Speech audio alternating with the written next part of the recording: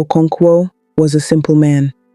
Every morning before the first cock crow, while the village still slept, he went into the forest to tap palm wine. That day was no different, or so he thought.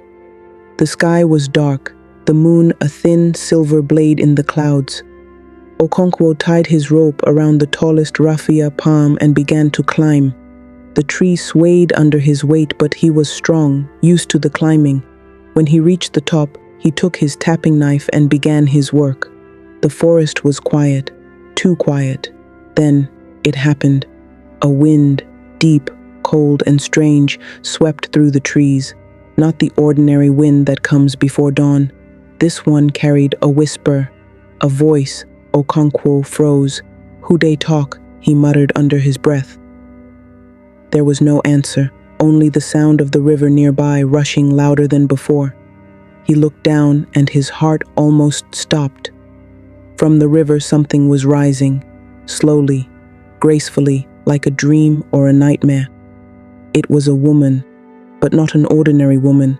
Her skin glowed faintly, her hair fell like dark water to her waist, and her waist beads shone like tiny stars. She stepped onto the bank barefoot, carrying a small clay pot.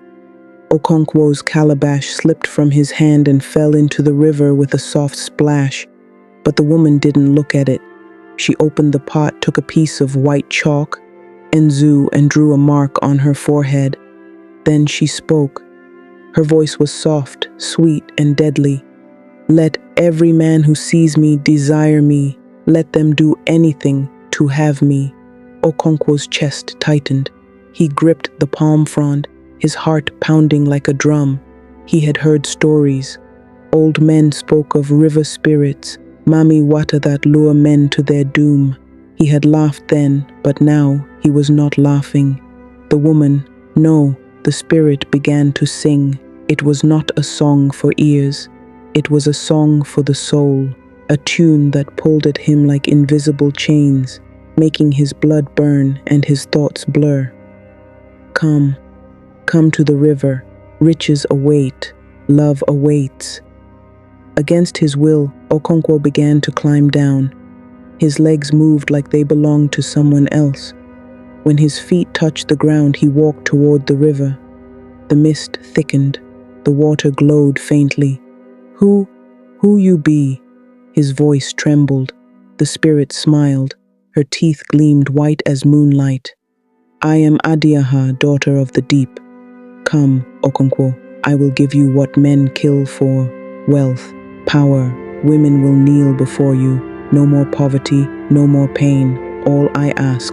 She leaned closer, her breath cold on his skin.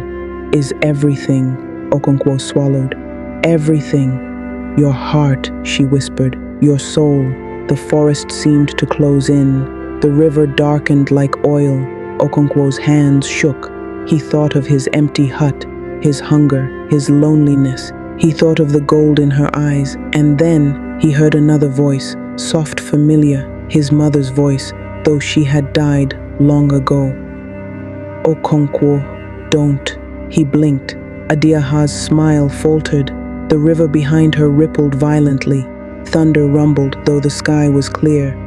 "You doubt me," she hissed. Her beauty twisted for a second, just a second, into something monstrous.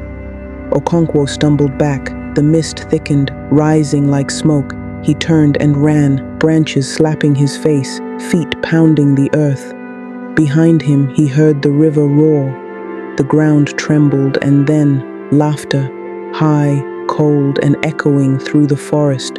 Okonkwo ran like a madman through the forest, branches tearing his skin, his breath ragged. Behind him, the laughter faded, but the river's roar still echoed in his ears. He didn't stop until he reached the edge of the village, collapsing in the red dust, heart pounding like a drum. For days he stayed silent, locking himself inside his hut. His eyes were wide, his mind racing. He could still see her Adiaha, the river spirit, her shimmering skin, her glowing eyes. But there was one thing that haunted him most, the Enzu. Why would a powerful river goddess need ordinary chalk? Why rub it on her forehead? Why speak those words? Could it be Her power was not what it seemed. Could it be? The chalk was the real secret. Okonkwo shook his head, trying to push the thought away.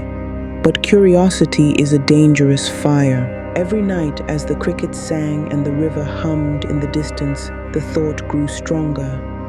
What if she is not as powerful as she pretends? What if the chalk gives her power or hides her weakness? One evening, when the moon hung full and the wind smelled of rain, Okonkwo crept back to the riverbank. The forest was thick with mist, curling like spirits between the trees. He carried only a small lantern, its light trembling in his hand. The river lay calm, black as oil, reflecting the moon. He crouched low, scanning the bank for the white powder, and then he saw it, a faint smear of Nzu on a stone, half washed by the current. He reached for it. Splash! The water exploded. Something surged upward, fast, furious. Before Okonkwo could scream, a cold hand gripped his wrist. He dropped the lantern, its flame snuffed out in the wet sand. Adiaha rose from the river, her beauty sharper than a blade, her smile thin and cruel. So, her voice was soft, but the anger underneath shook the air. You came back. Okonkwo trembled. You saw what you should not have seen, she hissed. Her eyes glowed like fireflies in the dark. You know my secret. Okonkwo's mind raced. So it's true. The Nzu, it matters to her. He swallowed hard. I won't tell anybody, he stammered. But her laugh cut through him like a knife. Oh, Okonkwo. She leaned close, her cold breath brushing his face. If men knew that a goddess needs mere chalk to bend their hearts, do you think they would fear me? Okonkwo shivered. No, I swear. She raised her hand. The river behind her rose like a serpent ready to strike. I cannot let you leave, she whispered. The water began to curl around Okonkwo's legs, pulling him toward the river's dark mouth. Panic clawed at his chest. No, please. Then something happened.